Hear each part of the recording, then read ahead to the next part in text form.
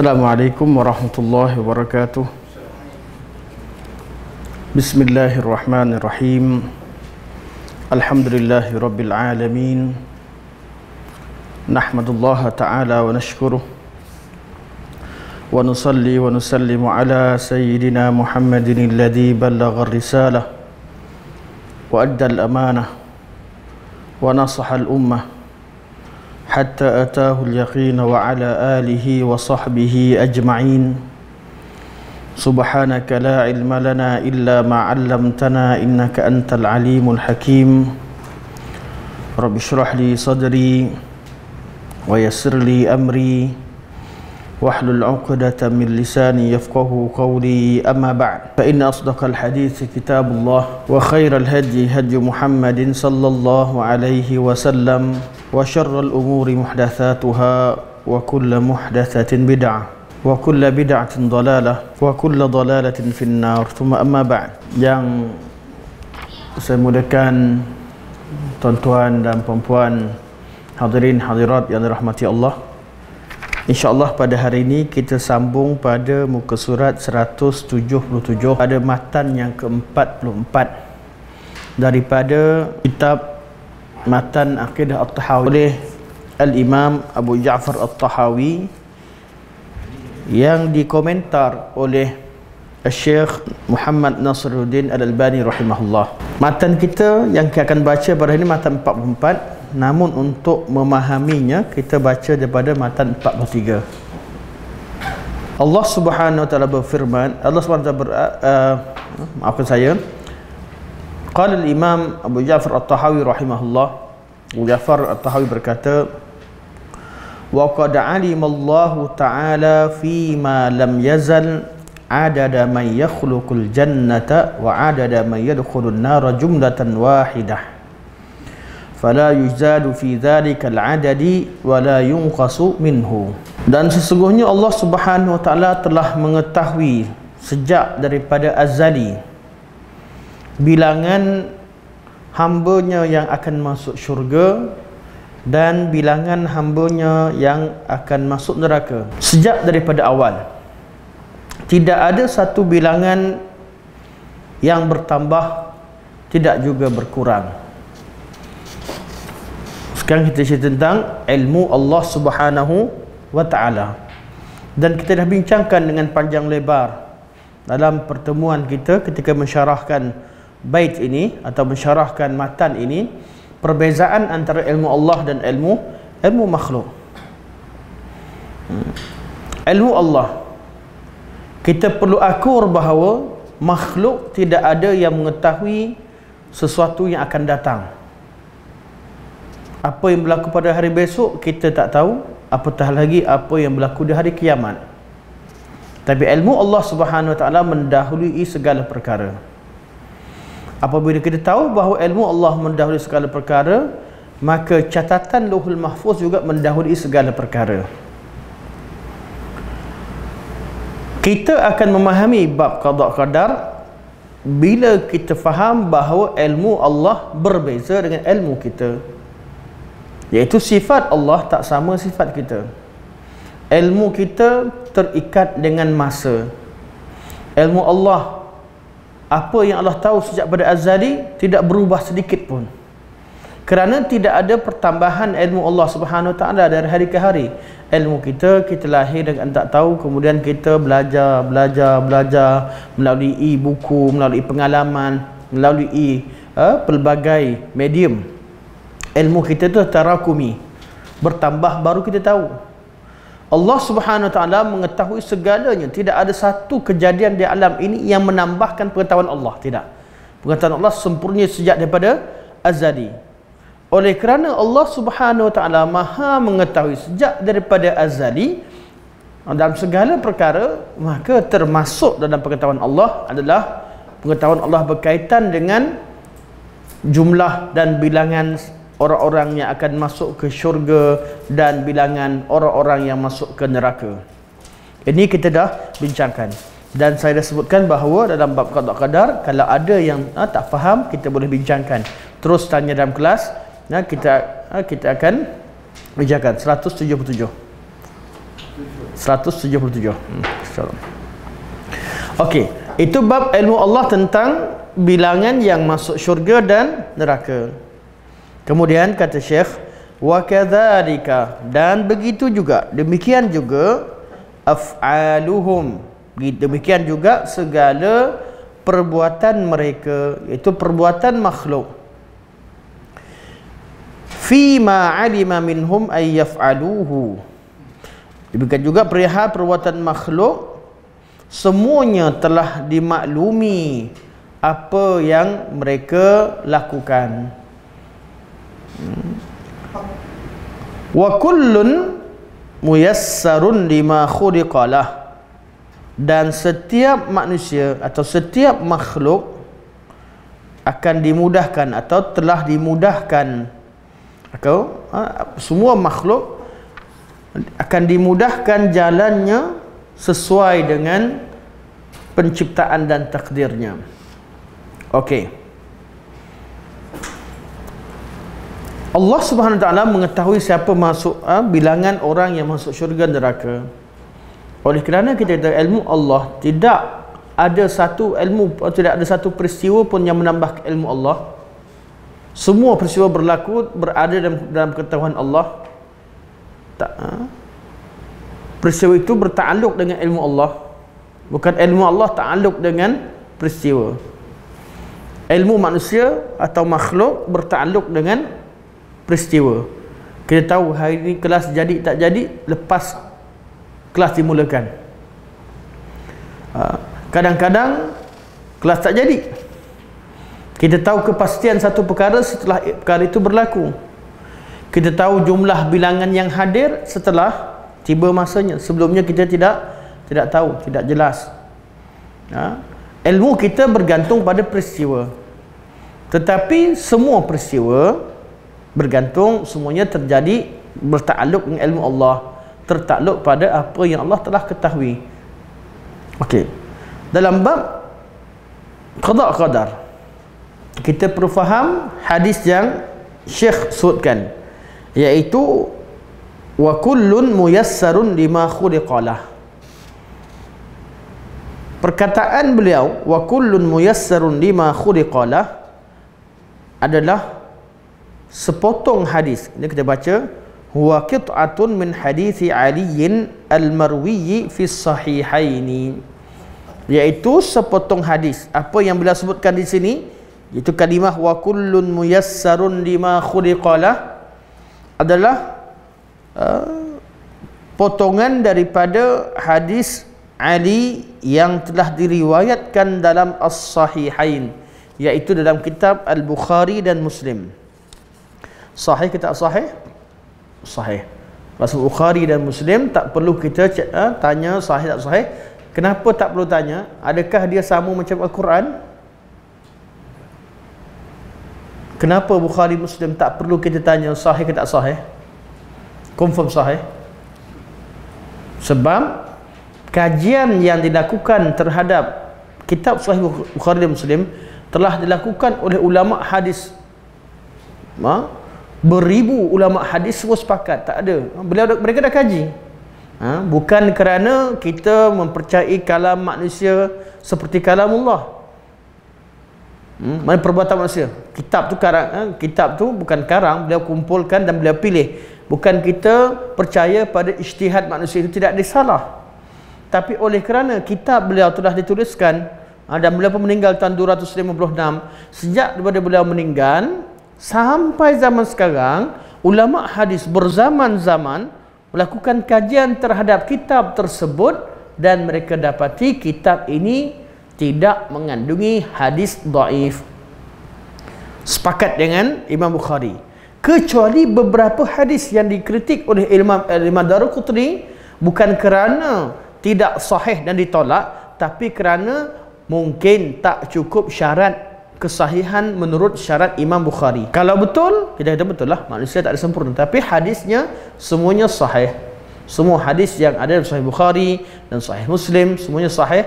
Kenapa sahih? Sebab kita tak perlu nak kaji lagi. Ulama sebelum kita dah kaji, dah berkurun ulama kaji, semua sepakat kata sahih. Jadi kita dari zaman sekarang kitab Sahih Bukhari kita tak kaji kesahihannya, yang kita kaji kita belajar siapa perawi tersebut yang dipegang oleh Al-Imam Bukhari dalam kitabnya.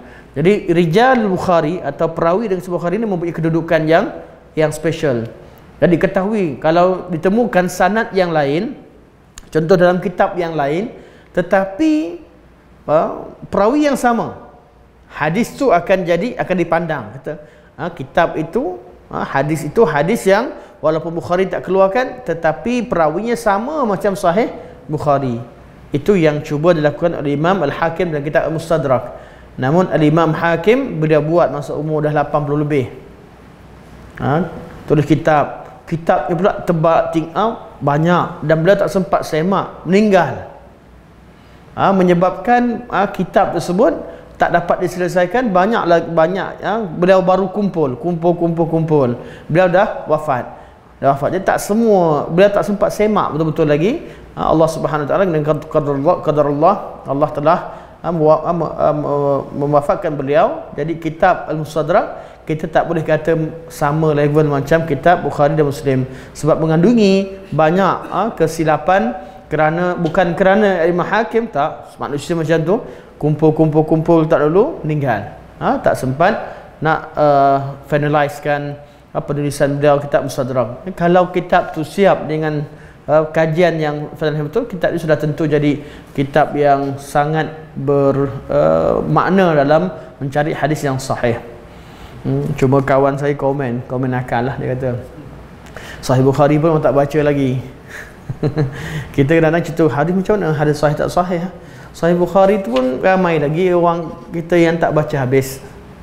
Sahih Muslim pun. Jadi alasan ramai orang kata macam mana kita nak tahu sahih semua? Tak cari alasan lah. Sebenarnya kalau kita baca kitab Sahih Bukhari semua, Muslim semua, kita akan dapati banyak persoalan agama atau hampir semua terjawab sebenarnya. Ada, walaupun tak lengkap, taklah sempurna, tapi ilmu pengetahuan agama kita dah cukup untuk kita jadi pedoman untuk dalam kehidupan kita. Tapi sudah tentulah mesti dilengkapkan dengan kitab-kitab yang lain dan kitab-kitab bidang yang lain. Okey. Jadi perbuatan Allah, sebagaimana Allah mengetahui natijah, kita kata al-ma'al, natijah siapa yang akan masuk syurga dan neraka, Allah juga mengetahui. Wa kadzalika af'aluhum, Allah juga mengetahui perbuatan mereka. Perbuatan mereka, apa yang akan mereka lakukan, Allah tahu. Adakah ini menafikan ikhtiar? Rujuk pada hadis Nabi SAW. Ini yang disebutkan oleh Syekh. Itu hadis yang diriwayatkan oleh Sayyidina Ali bin Abi Talib. Ali kata, kunna fi janazatin fi Baqi'il Gharqad. Kami pernah pada satu ketika kami dahulu selesai menguruskan jenazah di Baqi'il Gharqad. Baqi' al-Gharqad iaitu Baqi' sekarang lah. Baqi' yang Baqi' ada 4 tanah yang digabungkan. Baqi' yang paling depan tu Baqi' al-Gharqad. Gharqad ni adalah pokok kaktus ataupun sejenis dengannya, atau dia katakan pokok jenis pokok kaktus atau akasia. Al-Gharqad dia katakan pokok Yahudi lah, yang kita nampak banyak di padang pasir. Jadi di tanah Baqi' itu dulu banyak pokok Gharqad. Jadi Baqi' dipanggil Baqi'il Gharqad. Oleh kerana terlalu lamanya orang panggil Baqi'il Gharqad, sehingga pokok dah dicabut semua, dah tak ada dah pun, tetap orang panggil Baqi'il Gharqad. Nama tu masih kekal. Samalah nama-nama tempat kita ni, sejarah nama tu kekal walaupun objek tak ada dah. Saya pergi Sabak Bernam, semalam saya di Sabak Bernam, berasal pada sahabat bernam. Kan sahabat tu tempat tu bukan bernam, mungkin peristiwa tu dah habis dah, tapi tetap orang panggil Sabak Bernam. Atau apa lagi nama tempat, sejarah-sejarah nama tempat. Jadi ataupun tempat Sungai Belimbing contohnya, tak tahu sebab apa, tapi kalau saya buat cerita sejarah sini, kalau dulu banyak belimbing ke sungai, dah tak ada belimbing pun nama dia masih Sungai belimbing. Sebab kalau kita kadang-kadang jemaah tanya, Ustaz, kenapa nama dia gharqad? Gharqad ni kaktus ataupun akasia, pokok akasia atau kaktus yang tahan panas. Tanya, Ustaz, tak nampak pun. Memanglah nama. Pokok tak ada dah. Tapi namanya masih kekal. Bakik ni apa bakik? Bakik ni adalah tanah yang lembut. Tanah yang lembut, yang mudah digali.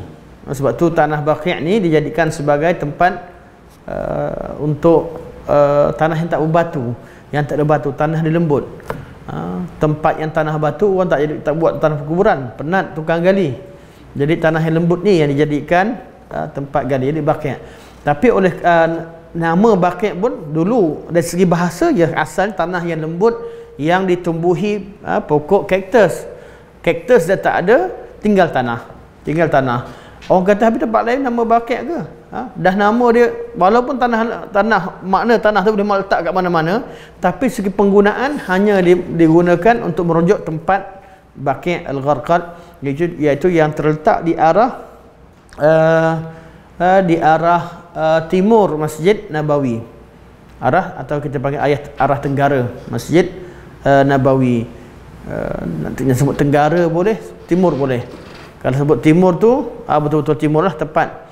Tapi kalau nak kira daripada depan pada belakang, dia kira tenggara lah arah dia, sebab Baqi' ni dia tinggi.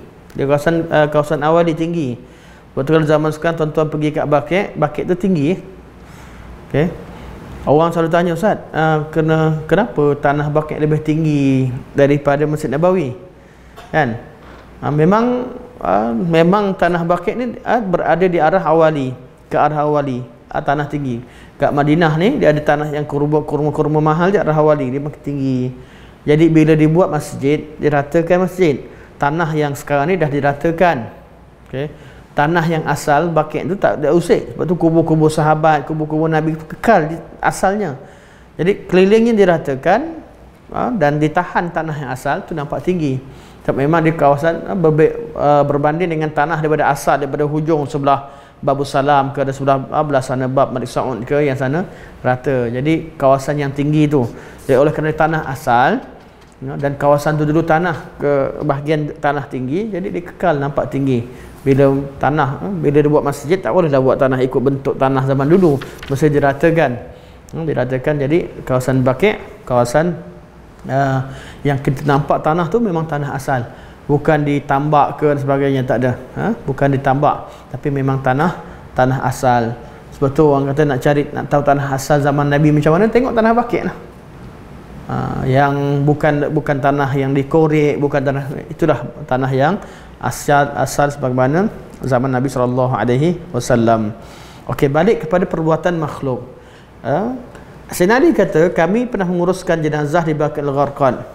Kemudian Nabi SAW datang. Nabi datang dan Nabi duduk. Itu duduk di kawasan perkuburan, bukan atas kubur, di kawasan Baqi'. Dan kami pun duduk keliling Nabi SAW. Ini dalil bahawa sekali-sekala boleh menyampaikan tazkirah di kuburan. Ada orang kritik, kan, tak buat talqin, betul buat tazkirah. Ini antara dalilnya. Peluang bila orang berkumpul, boleh buat tazkirah, beri peringatan. Dan waktu ni orang tengah meninggal, orang baru meninggal, kami dah siap meninggal, Nabi datang, sahabat duduk keliling Nabi sampaikan tazkirah. Kata Sayyidina Ali, faqa'adna haulah, kami duduk keliling Nabi SAW, wa ma'ahu mikhsarah, dan Nabi bawa tongkatnya, tongkat kecil lah, Nabi jalan mikhsarah. Fanakkasa ra'sahu faja'ala yankutu bimikhsaratihi. Untuk tuan-tuan, saya baca kitab Syarah Ibn Abil Is, sebab Syalbani ketika beliau ta'liq ni, ketika beliau komentar, ada buku ni di depan beliau. Jadi yang mana dah dikomen oleh Ibn Abil Is, beliau tak komen. Sebab tu saya baca apa yang ada di kitab asal, kemudian kita dah baca komen Syekh. Betul Syekh kata, dalam kitab asal ni ditulis panjang. Kat komen Syekh kata, huwa qit'atun min hadis Ali al-Marwi fi sahihain. potongan perkataan wa kullun muyassarun lima khuliqalah, semua orang akan dimudahkan sesuai dengan ciptaannya. Kata Syekh, itu sebahagian daripada hadis Ali yang diriwayatkan dalam As-Sahihain. Mana hadis Ali ada dalam kitab Syarah Ibn Abil Is yang saya baca sekarang hadis ni. Okey. Jadi Nabi duduk, Nabi tertunduk, Nabi macam memikirkan sesuatu. Fikir sesuatu Nabi nak sampaikan. Nabi fikir panjang. Kemudian Nabi kata, "Ma minkum min ahadin," dan ada lafaz lain, "Ma min nafsin manfusatin illa qad kataballahu makanaha fil jannati wan nar." Tidak ada salah seorang, tiap-tiap daripada kalian atau tiap-tiap yang bernafas kecuali telah pun Allah Subhanahu wa taala tetapkan ataupun catatkan tempatnya dalam syurga atau dalam neraka. Allah catatkan, bukan Allah paksa dia masuk syurga atau neraka. Ingat betul cerita tentang ilmu Allah dan catatan Lauhul Mahfuz. Kita dah sebut pada pertemuan yang lalu. Dalam tauhid, apa tujuan kita belajar tauhid? Bezakan antara Allah dengan makhluk. Dalam bab rububiyah, kita belajar bezakan tentang kuasa Allah dengan makhluk. Dalam bab uluhiyah, bezakan hak Allah, hak makhluk, tak ada sembah selain Allah Subhanahu wa taala. Dalam bab sifat, asma sifat juga belajar sifat Allah tak sama dengan makhluk. Jadi dalam bab qada qadar, kita kena belajar bahagian Allah mengetahui segala-galanya. Kita tak tahu. Tapi Allah Subhanahu wa taala memberi panduan pada kita melalui hukum syarak. Kerja kita hanya ikut hukum syarak. Allah Subhanahu wa taala beri undang-undang pada kita dan Allah bagi tahu pada kita tentang natijahnya. Fahadainahun najdain. Kami tunjukkan dua jalan, dua-duanya jelas. Yang mana baik, pilih buat baik atau buat buruk. Pilih jalan mana satu, jalan baik ataupun jalan yang buruk. Okay. Allah datangkan hukum syarak. Jadi kerja kita adalah mengamalkan syarak, bukan menakluk dan memikirkan sifat Allah. Kalau kita tak ada fikir macam mana Allah boleh macam tu, kalau dipersoalkan kemudian tak beriman, ini masalah. Macam mana Allah boleh tahu sesuatu sebelum masanya? Duduk fikir macam tu, masalah lah. Sebab itulah bab qada qadar, bab ilmu diletakkan dalam bab iman. Kerja kita bukan memikirkan macam mana Allah boleh macam ni macam tu. Bab tentang Allah kita tahu dan beriman. Macam mana Allah boleh bawa Nabi Isra' Mi'raj, naik ke langit sebagainya. Kita jangan fikir. Bab kita beriman. Allah Subhanahu wa taala fa'alul lima yurid, maha melakukan apa yang dia kehendaki.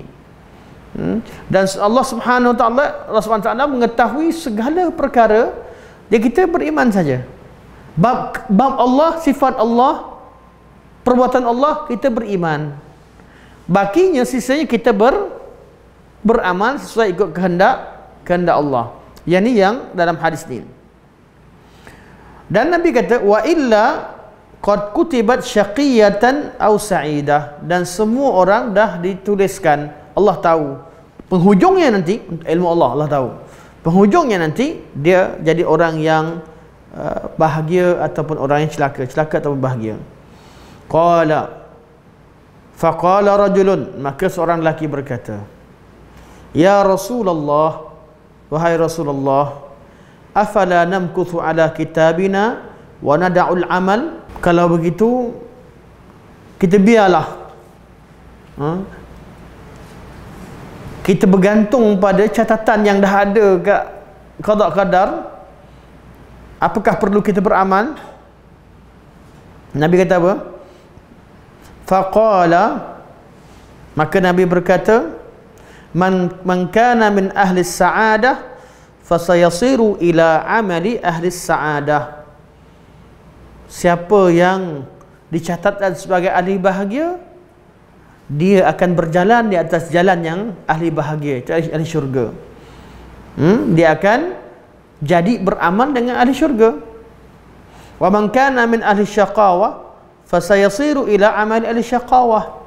Dan barang siapa yang telah dicatatkan ahli neraka, dia akan berjalan di atas jalan ahli neraka.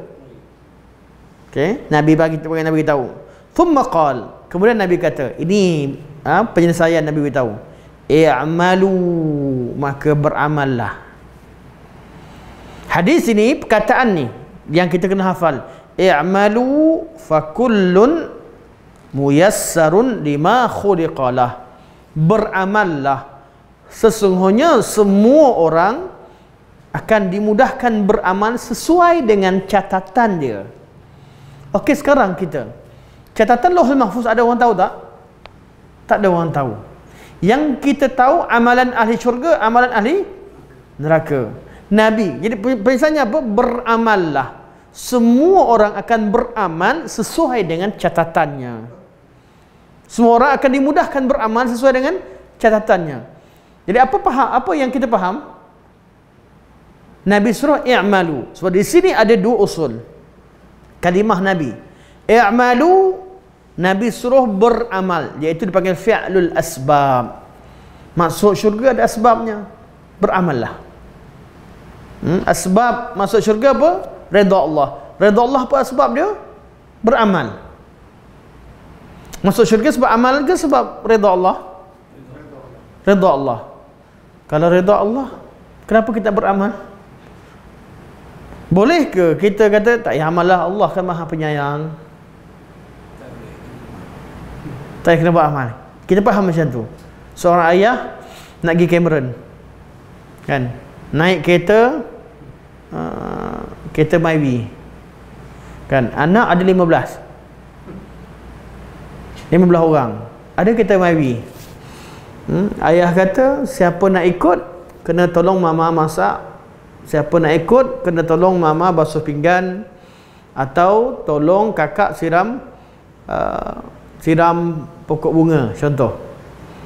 Okey, keputusan untuk bawa anak ni pergi ke Cameron berada di tangan siapa? Ayah lah nak bawa siapa. Tapi ayah dah bagi syarat, siapa yang ikut, siapa nak ikut, dia kena tolong mama, kena tolong kakak. Okey, sekarang ni kereta muat untuk 5 orang je atau 4 orang je yang boleh ikut. Yang lain memang tak ikut. Memang bergantung pada ayah. Tapi ayah dah beritahu siapa yang buat sekian boleh pergi. Orang yang berakal, ayah, keputusan ke ayah. Adakah dia tak beramal? Beramal. Dia mesti beramal. Sebab ayah dah beritahu dah. Ni, siapa yang ni dah boleh ikut, siapa yang tak buat tak boleh ikut. Macam itulah. Allah Subhanahu Wa Taala ciptakan kita. Allah beritahu ada syurga dan neraka, dan Allah beritahu ni memang keputusan di tangan Allah, mutlak, kuasa Allah, pilihan Allah. Allah boleh masukkan syurga siapa dia nak, dan siapa yang masuk ke neraka siapa yang dia nak. Tapi Allah dah buat keputusan Allah ni lah yang Allah beritahu kita. Kita belajar sekarang. Orang syirik Allah takkan bagi masuk syurga. Keputusan Allah Subhanahu Wa Taala. Allah dah buat keputusan. Ciptaan makhluk ni, Allah boleh cipta semua orang dapat hidayah. Tapi Allah tak nak. Allah dah buat keputusan, Allah adakan syurga, neraka. Neraka tu akan dipenuhi oleh jin dan manusia. Walau syi'na la'ataina kulla nafsin hudaha. Kalau kami nak, kami boleh jadikan semua jin dan manusia ni dapat hidayah. Betul lah. Bumi ni kecil je. Bumi ni kecil je. Langit begitu luas. Semua penduduk langit, malaikat taat pada Allah. Boleh je Allah cipta semua makhluk ni beriman dengan Allah dan taat pada Allah. Tapi Allah dah beritahu dah, bumi ni, yang tinggal kat bumi, manusia dan jin ni, Allah cipta dan Allah nak uji dia. Kalau dia berjaya, ya, dia lebih tinggi kedudukan daripada yang lain. Dia di kalangan orang yang tinggi, yang di maqam yang tinggi, tapi kalau dia kalah, dia akan berada di dalam neraka. Manusia dan jin, dua makhluk yang diuji dan tak diberikan tugas apa-apa pun untuk uruskan alam ni. Malaikat Allah perintahkan, ada tugas alam sebagainya. Manusia Allah kata, wa ma khalaqtul jinna wal insa illa liya'budun. Aku tak ciptakan jin dan manusia kecuali untuk beribadah pada Allah. Kerja kita yang akan dipersoalkan oleh Allah hanya ibadah. Tak tanya lama duduk kat dunia 60 tahun, berapa kereta ada, berapa rumah ada, Nabi Allah tak tanya. Soalan tu kat dunia ni je untuk kita hidup. Jumpa Allah, Allah cuma tanya ma rabbuka atau mar rabbuka, siapa Tuhanmu? Itu siapa Tuhanmu yang mu sembah? Ma dinuka aman nabiyuka, man nabiyuka, siapa nabi? Nabi kamu. Kamu ikut cara siapa ibadah? Wa ma dinuka, agama apa yang kamu anuti? Cara hidup kamu ikut cara hidup agama mana? Itu je Allah tanya. Sebab itulah berkaitan dengan ibadah kita. Sampai hari kiamat Allah tanya benda tu saja. Berkaitan dengan ibadah. Allah bagi nikmat, berapa nikmat yang kamu gunakan untuk ibadah? Ibadah ni Allah tanya. Kita memang diuji. Kita memang diuji. Jadi kalau Allah nak, Allah boleh ciptakan kita macam malaikat. Malaikat dan segala yang langit dan bumi ni, segala selain daripada manusia dan jin, semuanya taat pada Allah Subhanahu wa taala. Allah boleh ciptakan begitu. Tapi Allah kata walakin haqqal qawlu minni, akan tetapi benarlah atau kami telah buat satu keputusan, la amla'anna jahannama minal jinnati wan nasi ajma'in. Aku akan penuhi neraka jahanam ini dari kalangan jin dan manusia. Jadi Allah dah beritahu. Jadi kita sekarang ni tercipta kat dunia ni ramai, confirm ada ahli syurga, ada ahli neraka. Dan Allah beritahu jalan ahli syurga dan jalan ahli neraka. Kerja kita kena beramal. Kena beramal sesuai dengan kehendak Allah. Untuk kerja Allah, kita beriman. Beriman dengan Allah, memuji Allah, makin kenal Allah, makin kuat ibadah kita kepada Allah Subhanahu wa taala. Jadi kalau orang tak boleh bezakan kat sini, bincangkan tentang sifat Allah, kemudian dia mempersoalkan sifat Allah, jadi masalah. Akan jadi masalah. Tauhid dia bermasalah. Dia tak boleh nak hidup. Sebab dia hidup fikir banyak sangat. Mustahillah Allah boleh tahu segala. Sebab tu golongan Qadariyah ni, kenapa dia tak percaya? Mustahil Allah boleh tahu satu benda sebelum berlaku. Tak adil lah kalau begini. Dia anggap macam tu. Dia ingat Allah tetapkan dia. Suatu Nabi kata, Nabi bagikan kesimpulan. Nabi kata i'malu, beramallah. Ayat kalimah i'malu menunjukkan bahawa kita ada kemampuan untuk melakukan asbab. Cerita keputusan Allah dah tahu. Tapi bukan Allah tahu, bukan Allah tetapkan kita masuk syurga dan neraka. Allah tetapkan undang-undang, tapi ilmu Allah mendahului segala perkara. Ilmu Allah mendahulinya dan Allah catatkan sesuai dengan apa yang Allah suruh catatkan, sesuai dengan ilmunya. Tapi secara praktikal, Allah Subhanahu wa taala ciptakan kita dalam keadaan yang sama. Lahir dekat dunia ini diuji. Semua orang yang tidak sampai padanya agama secara total, dia orang yang tidak dipertanggungjawabkan. Tapi siapa sahaja sampai seruan padanya, dia wajib beriman dengan Allah, dia wajib beramal. Sampai seruan dengan erti maksudnya agama itu sampai dan dia boleh belajar. Bukan dia tak, ada orang kata kalau macam tu malas belajar, kalau belajar ni makin banyak tanggungjawab. Tak juga. Tak belajar tu dah teruk dah. Allah tanya, bukan selamat orang yang tak nak belajar kemudian selamat. No. Ada kelas dia tak pergi pun Allah akan tanya, kenapa kamu tak hadir? Bukan tak mampu. Kemampuan untuk belajar, ilmu tersebar dan kita tak tahu, itu satu kecuaian, satu bentuk kekufuran, iaitu kufrul i'rad. Kafir kerana ada orang jadi kafir kerana dia berpaling, tak nak belajar, tak nak ambil tahu. Last sekali dia berada dalam kekufuran. Itu salah satu bentuk kekufuran. Jenis-jenis kekufuran. Okey, balik semula pada balik daripada hadis ni, Nabi kata i'malu, beramallah. Jadi kita ada pilihan, kita ada masyiah, ada kehendak dan ada kemampuan untuk beramal. Nabi kata beramallah, kerja kita beramallah. Tapi takut macam mana Allah tetapkan? Nabi kata tak, semua orang beramal, amalan dia sesuai dengan ketetapan dia. Jadi macam mana beramal je lah. Nak jadi ahli syurga, amal ahli syurga. Kalau kita beramal ahli syurga, ketetapan kita sama, akan sama. Tapi Allah dah tulis, yang dipersoalkan ilmu Allah, Allah mengetahui segala perkara sebelum sesuatu berlaku. Sebab tu bab qada qadar, iman dengan qada qadar, meletakkan Allah SWT, Tuhan yang Maha mengetahui, Maha melakukan apa dia kehendaki. Kita ni jadi kita fokus pada ibadah pada Allah.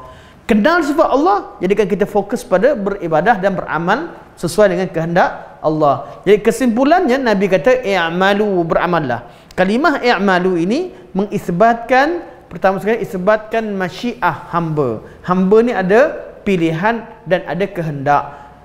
Dia boleh pilih jalan mana yang dia nak. I'malu menunjukkan hamba ni ada kemampuan. Bukan pilih je, dia mampu untuk beramal, mampu untuk melakukan apa yang dia kehendaki ataupun tidak. Kalimah i'malu, beramal ini menunjukkan bahawa amalan yang Allah syariatkan, agama ni sesuatu perkara yang logik. Bab Allah, bab kita, amalan kita logik. Orang yang baik, kita tahu yang mana baik, buatlah benda yang baik. Bukan benda tak logik. Dalam agama ada dua. Satu, akal kita berfungsi, tahu agama ni sesuatu yang logik dan sesuai dengan akal. Yang kedua, taslim, serahkan pada Allah. Semua agama ni dia balik pada fi'lul asbab dan tawakal. Atau kita kata fi'lul asbab, menggunakan akal kita lah, buat asbab semampunya. Orang yang berakal akan bekerja, orang berakal akan berusaha, orang berakal akan buat. Yang part yang kedua, tawakal. Tawakal dan serahkan pada Allah. Dua ni usul asas pada tauhid. Segala perkara kita nak buat apa sekalipun, kita buat, itu part kita. Buat semampunya, serahkan pada Allah. I'malu, beramallah. Fakullun muyassarun lima khuliqalah. Semua orang akan dimudahkan amalannya sesuai dengan catatannya. Itu serah pada Allah Subhanahu wa taala. Kita beramal dan kita sedang submit ibadah kita kepada Tuhan yang Maha Adil. Bukan sekadar Maha Adil, Maha Rahman dan Rahim. Adil ni dibincangkan kalau bab orang tu kena azab. Tapi bab manusia secara umum sifatnya sifat Rahman. Allah Maha Rahman. Buat satu paling kurang dapat 10, sehingga 700, sehingga ke jumlah yang banyak. Tapi kalau buat salah, hanya satu. Niat nak buat sesuatu tak jadi, Allah dah catatkan pahala. Allah suruh malaikat catatkan, Allah bagi pahala. Dan buat satu amalan, tetapi niatnya makin ikhlas, makin besar pahala. Macam-macam cara rahmat Allah yang Allah berikan kepada kita. Jadi kalau ada orang yang diazab oleh Allah, itu terhasil daripada sifat keadilan Allah. Tidak ada seorang hamba pun yang dizalimi dalam urusan, dalam perkara ini. Jadi i'malu, beramal, mengisbatkan fi'lul asbab, bahawa kita perlu buat asbab. Jadi di situ juga mengisbatkan i'malu, mengisbatkan bahawa kita ada kehendak. Yang ketiga, kita ada kemampuan. Dan yang keempat, agama ini suatu perkara yang mampu difahami dan diamalkan. Okay. Part yang kedua, fakullun muyassarun lima khuliqalah, mengisbatkan bahawa Allah lah penentu segalanya. Allah mengetahui segalanya. Serahkan pada Allah, tawakal pada Allah. Ini part apa? Ini part ilmu. Sebab tu kita kena apa? Amalan kita dan ilmu, tauhid dan amalan kita. Amal kita buat, kemudian serahkan pada Allah. Fa iza azamta fatawakkal 'ala Allah. Bab dunia, bab akhirat, kita bersungguh-sungguh buat apa? Buat sungguh-sungguh semampunya, sisanya tawakal pada Allah. Dan Allah Maha Adil. Ada seorang lelaki yang ditakutkan azab Allah, tapi ilmu tak ada, memang tak ada maklumat sampai kat dia. Dia pesan ke anak dia, kalau aku mati tu bakar aku. Bakar. Sehingga betul ambil abu aku buang kat sungai. Aku takut nanti aku buat jahat banyak ni, aku takut nanti di hari kiamat aku akan dihidupkan semula. Perbuatan dia tu syirik tak syirik, kufur tak kufur? Salah, kesalahan yang sangat besar.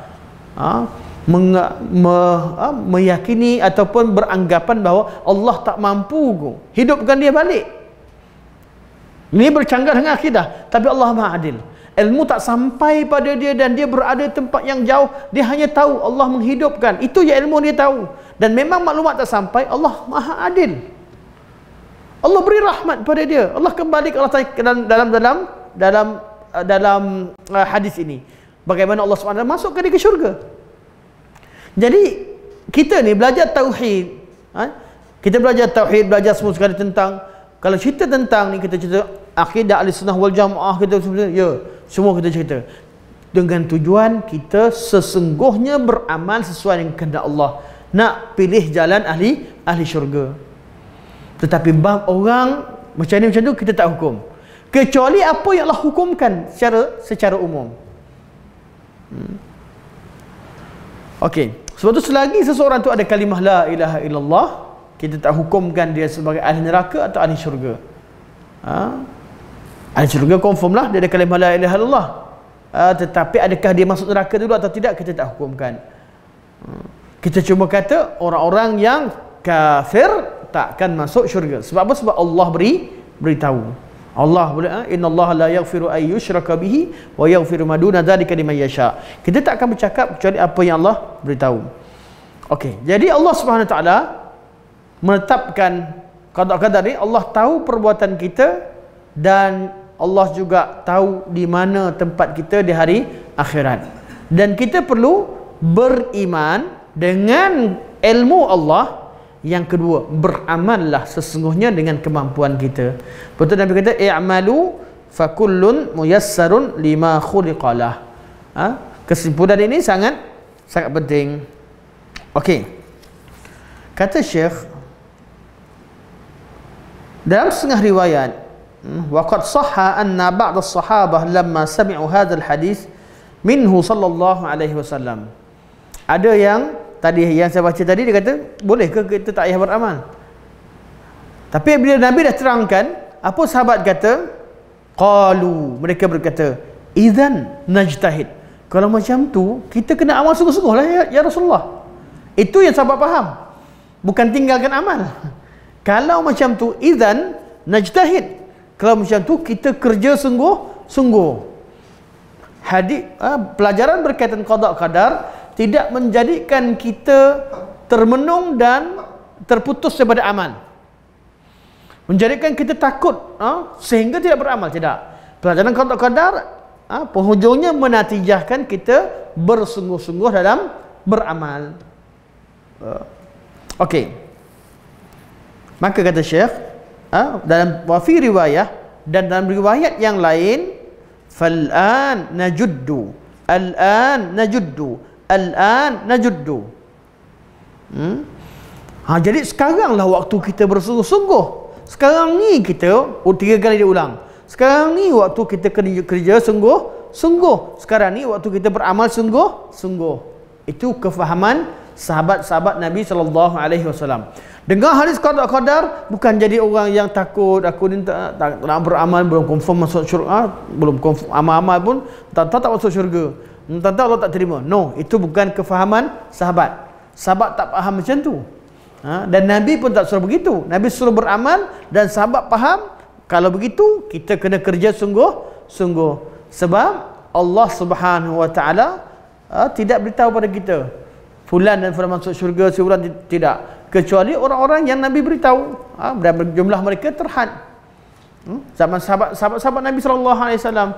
Kita Nabi dah wafat, kita tak tahu kedudukan siapa ke syurga, siapa ke neraka. Kita beramallah bersungguh-sungguh. Hatta sahabat Nabi yang telah dikatakan sebagai ahli syurga sekalipun tidak menjadikan jaminan Nabi sebagai alasan mereka meninggalkan amal. Malah mereka lah yang paling banyak beramal kerana mereka sangat faham tentang konsep qada dan qadar. Tentang Allah, janji Allah takkan apa yang apa yang Allah beritahu, Allah akan buat apa yang dia nak. Dan Allah Maha benar kata-katanya dan janjinya.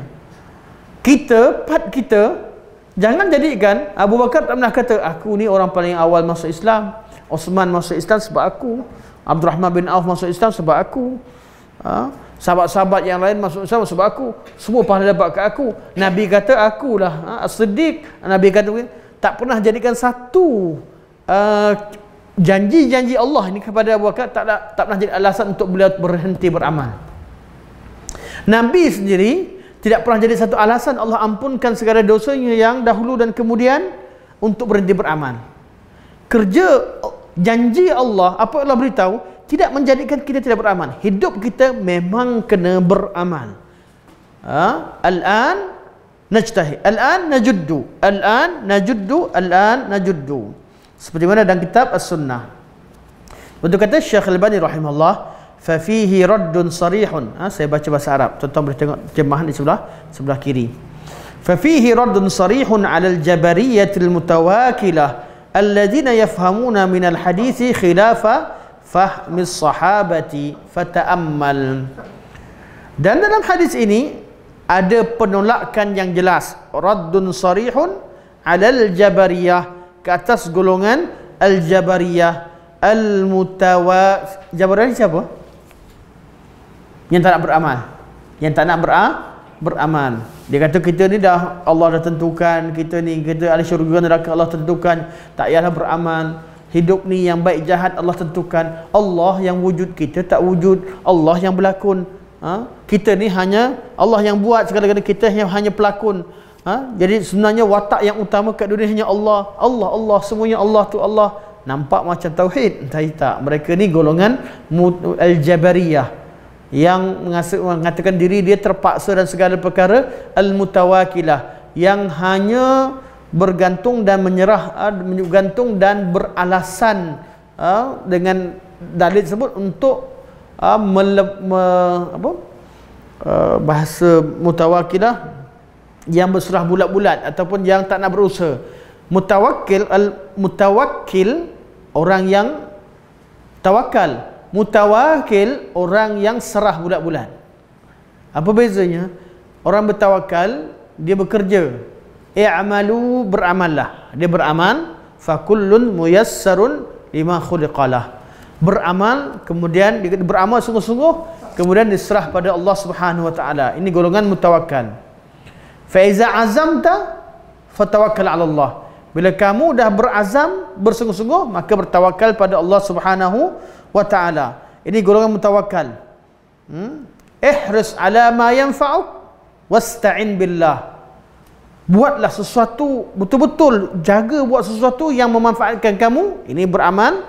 Kemudian wasta'in billah, kemudian minta tolong dengan Allah Subhanahu wa taala. Ini golongan mutawakkal. Tapi golongan mutawakil, dia waw tu dia ada alif kat tengah-tengah. Mutawakil ialah golongan yang tak beramal tapi serah pada Allah. Tak apalah, tak payah makan, kenyang juga. Kalau bab dunia dia bijak, bab dunia dia makan juga. Tapi bab akhirat dia tak nak beramal.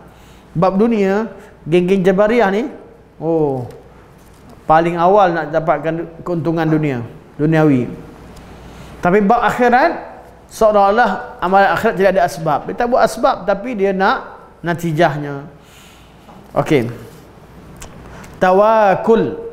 Kita ada sifat dua. Tawakkal dengan tawakkul dengan tawakul. Yang waw, lepas waw ada alif tu, artinya orang yang serah bulat-bulat, tidak bekerja, tidak berusaha atau tidak beramal.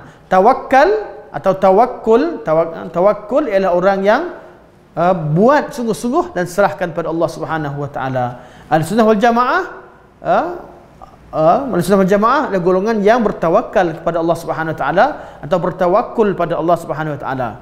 Okey.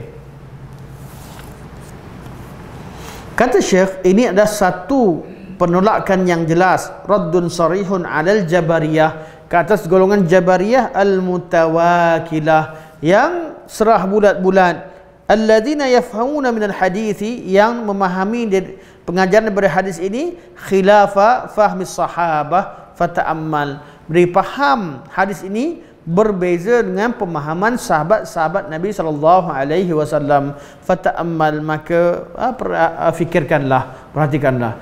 Jadi penting untuk kita baca hadis, baca sampai habis, tengok konteks apa yang sahabat faham, apa yang Nabi bagi keputusan. Kita tak boleh baca hadis separuh. Baca separuh buat kesimpulan sendiri. Ramai orang salah dekat situ. Ada contoh orang perempuan dia baca, sedangkan Aisyah pun pernah cemburu, Aisyah pun pernah tuduh kata Nabi pergi tidur. Jadi mengiyakan perbuatan dia. Tak, Aisyah memang buat macam tu, tapi Nabi tegur dan Aisyah minta maaf dengan Rasulullah SAW. Aisyah memang cemburu, betul, sampai pernah pecahkan pinggan, tapi apa Nabi buat? Nabi suruh gantikan balik, minta maaf balik. Kita tak boleh tengok cerita hadis separuh. Cerita ini bab tu bab orang perempuan, bab lain sama juga. Hadis itu perlu difahami secara keseluruhan. Kadang-kadang kalau kita tafsir separuh, nampak macam ni, ini keadaannya. Nampak sahabat pun faham hadis qada tak payah beramal lah, jadi kita macam sahabat lah. Tak, sahabat bila dengar Nabi terangkan, sahabat kata kalau macam tu kita kerja sungguh, kita bekerja, kita beramal. Itu sahabat faham. Kita tak boleh baca hadis sepotong, lepas tu kita tak tengok keseluruhan. Dalam bab hadis, juga dalam bab sifat, dan semua bab akidah ni kita perlu, dalam bab agama keseluruhan, bukan bab akidah saja.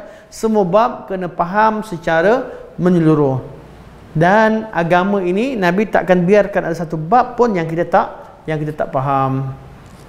Okey, kita buka soalan lah. Kita habiskan sikit. Matan yang ni kita ada sikit je. Kata Nabi, kata Syekh lagi, wal a'malu bil khawatim, dan amalan-amalan itu dinilai berdasarkan pada pengakhirannya. Amalan kita ni ialah masa meninggal tu, Allah tengok. Wa'bud rabbaka hatta ya'tiyakal yaqin. Sembah Tuhan kamu sehingga kamu mati. Bukan kata saya lama dah saya kat sunnah ni, tak apa, hujung-hujung ni malas dah. Lama dah saya belajar ni dah malas lah. Tak boleh. Kita buat usaha ni, buatlah sehingga kita mati. Kebaikan yang Allah bagi pada kita ni, buatlah. Allah mudahkan kita satu kebaikan, jangan kita tutup pintu tu.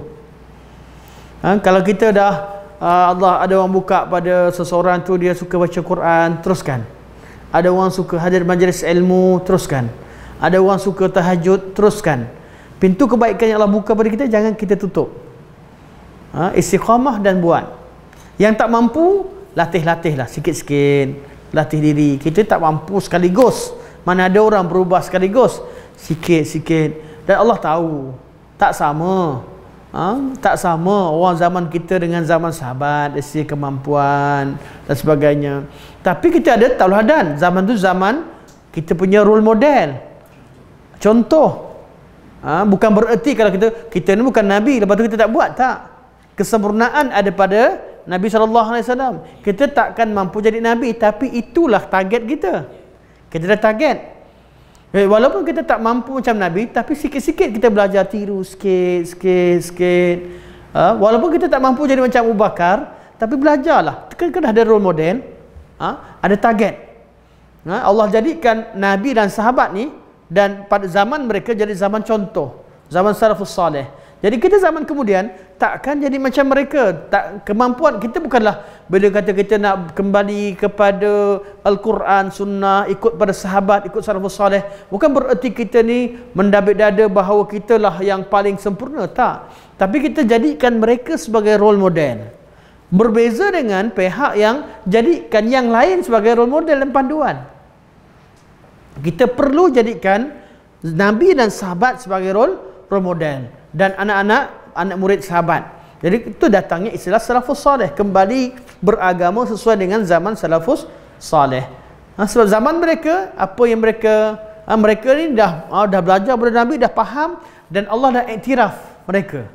Dan Allah dah janjikan mereka masuk syurga. Apa yang menyebabkan mereka dijanjikan masuk syurga? Perkara yang samalah kita perlu ikut. Jadi dah jelas.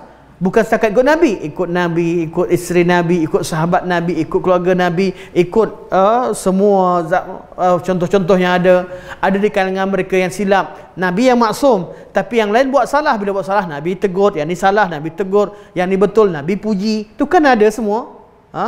Untuk Nabi takkan salah. Nabi maksum. Isteri Nabi salah tak? Ada salah. Tapi bila salah, Nabi tegur. Nabi takkan diamkan kesalahan. Ada sahabat yang begini buat, Nabi yang salah Nabi tegur, yang betul Nabi galakkan. Dari keseluruhan Nabi dan sahabat tadi, kehidupan Nabi sahabat, itulah menjadi panduan kita beragama. Di sini ada sahabat salah faham mula-mula, tapi Nabi terangkan. Waktu buat qada' ni kalau bincangkan, tak mustahil ada di kalangan kita pun salah faham. Tapi bila kita tanya, kita belajar, oh faham. Lepas pada tu, oh kerja balik. Rupanya selama ni rasa macam lain faham dia. Ya betul, itu jangan, itu benda yang biasa. Manusia ni akan menjadi begitu. Zaman Nabi pun terjadi orang yang salah faham tentang qada' dan qadar. Bila jumpa Nabi, Nabi terangkan, tanya pada Nabi, clear. Dia kata kalau macam tu kita beramal. Jelas. Dan kita kena begitulah. Kalau zaman Nabi pun orang tak faham, orang tanya, zaman sekarang pun ramai lagi tak faham. Dan kena tanya kepada ahli ilmu. Jangan buat kesimpulan sendiri. Masalah yang berlaku ialah kesimpulan sendiri. Dia baca, dia tak faham, dia rasa dia ni betul buat kesimpulan sendiri. Bila buat kesimpulan sendiri tu banyak sangat pemikiran tu. Tak semestinya kesimpulan yang kita buat itu betul. Kita perlu belajar, tanya pada orang ahli ilmu, dan bukan seorang. Kita belajar sini, oh ada benda disepakati, confirm lah betul. Semua Nabi sebut, ada dalil, ada sebut sekali. Kita tengok dan kita lihat, kita akan manusia ni Allah jadikan mereka ada akal untuk bezakan yang mana hak dan yang mana batil setelah dia berusaha. Okey. Dan kita beramal. Kenapa kena beramal? Beramal terus, sebab wal a'malu bil khawatim. Amalan itu akan dilihat pada penghujungnya. Dan kalimat al-a'mal bil khawatim, kata Syekh juga, ini adalah sepotong hadis daripada hadis Sahal bin Sa'd As-Sa'idi yang dikeluarkan oleh Imam Ahmad, Bukhari, dan juga ada dalam kitab Takhrijus Sunnah, itu kitab Syekh Albani rahimahullah. Okey, kita habis sikit je. Was-sa'idu man sa'ida bi qada'illah, wasyaqiyyu man syaqiya bi qada'illah. Orang yang bahagia adalah orang yang bahagia kerana qada' Allah. Mana Allah Subhanahu wa taala orang yang bahagia dan dia dah tercatat dalam qada Allah begitu. Mana orang yang bahagia dari segi siapa orang dia yang akan masuk ke syurga, ia sesuai dengan catatan Allah, itulah orangnya. Wasyaqiyyu man syaqiya bi qada'illah, dan orang yang celaka, yang sengsara ialah sesuai dengan orang-orang yang telah Allah catatkan dia sebagai ahli neraka. Bukan Allah paksa, tapi dengan ilmu Allah mengetahui segala-galanya, dan ilmu Allah tidak bergantung pada peristiwa. Ilmu Allah tidak bergantung pada peristiwa. Okey, kata Syekh, hada makna hadithin akhrajahu al-Bazzar wa ghairuhu min hadithi Abi Hurairah marfu'an bilafzin asyaqiyyu man syaqiya fi batni ummihi was-sa'idu man sa'ida fi batni ummihi. Orang yang celaka ialah orang yang celaka yang telah disebutkan dan dicatatkan apa ketika dia dalam perut ibunya. Catatan ini, catatan ilmu Allah, apa yang Allah beritakan. Dan orang yang bahagia juga begitu, ialah orang yang bahagia yang telah dicatatkan ketika dia sejak di dalam perut secara detail. Bagian Allah tahu dalam Lauhul Mahfuz, pengetahuan tadi juga Allah SWT catatkan ketika dia dalam kandungan. Tapi ingat, catatan Allah berkaitan dengan ilmu Allah. Bukan Allah paksa dia jadi orang yang syaqi ataupun orang yang sa'id, ya, orang yang bahagia dengan celaka. Dia yang menetapkan jalan dia. Tapi pengetahuan Allah, kita tak ada nak bercakap apa-apa. Tak boleh nak? Ya. La yus'alu amma yaf'al. Allah kata, orang tanya banyak tentang Allah. Allah kata apa? Allah tak ditanya apa dia buat. Wahum yus'alun. Tapi mereka yang akan ditanya oleh Allah. Yang tentang Allah buat apa, tak payah cerita banyak. Allah beritahu kita beriman, kitalah yang akan ditanya oleh Allah apa yang kamu buat. Kita tak boleh, zaman sekarang terbalik. Apa Allah suruh buat tak nak ikut, dia persoalkan Allah. Itu yang jadi masalah besar tentang Allah. Bab Allah, undang-undang Allah dia banyak soalkan. Undang-undang bab dia tak hiraukan tentang undang-undang, tentang hukum Allah. Ini masalah besar yang berlaku. Sama juga bab tauhid. Tentang Allah banyak sangat syarat. Tak boleh beriman dengan Allah. Allah beristiwa, tak boleh terima. Allah tak boleh macam ni, tak boleh macam tu. Tapi bab cerita pada tokoh dia, boleh buat semua macam wali-wali dia. Sepatutnya manusia ni yang terikat dengan sunnatullah, yang terikat dengan undang-undang untuk Allah. Fa'alul lima yurid, Allah Maha melakukan apa yang dia kehendaki. Orang banyak masalah tauhid ni kita perlu faham. Bab amal pun kita faham dengan jelas, bab qada kena faham dengan jelas.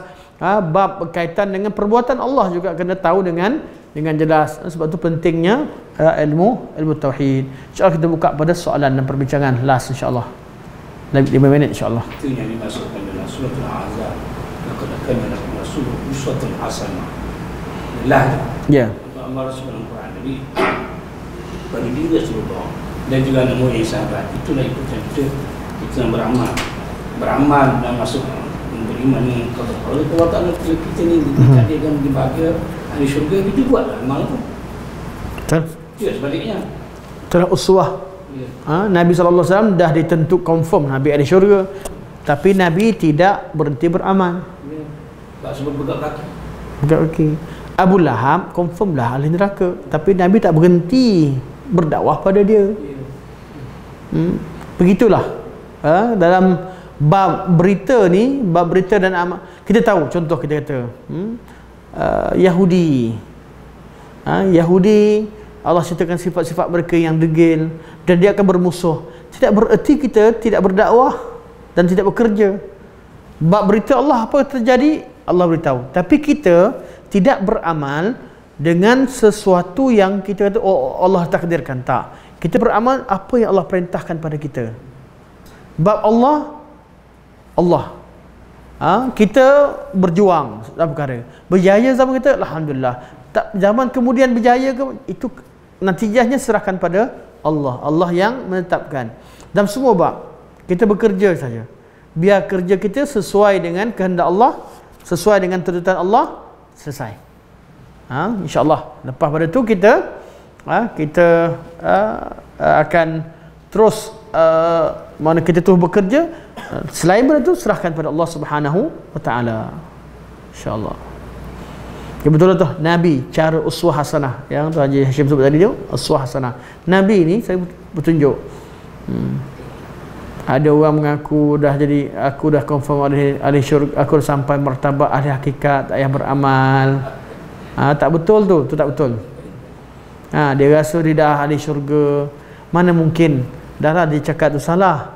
Tapi buat amalan pun tak betul. Tak ada selepas Nabi wafat, tak ada seorang pun yang pasti ahli syurga atau ahli neraka. Tak ada.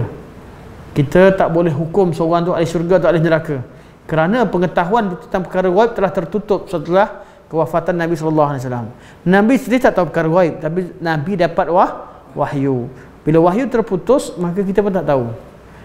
Cerita-cerita yang kita dapat, wali ni boleh tahu orang tu ahli syurga, ahli neraka, dari mana dia tahu? Tak ada siapa tahu. Tak ada siapa tahu. Jadi beramallah dengan jalan yang Nabi SAW tunjukkan pada kita. Sebab tu jangan tinggalkan syariat Nabi SAW. Apa yang Nabi tahu, itulah hak. Okey, sampai sini saja. Subhanakallahumma wa bihamdika asyhadu an la ilaha illa anta astaghfiruka wa atubu ilaik. Wa sallallahu ala sayyidina Muhammad wa ala alihi wa sahbihi wa baraka wa sallam. Alhamdulillahirabbil alamin.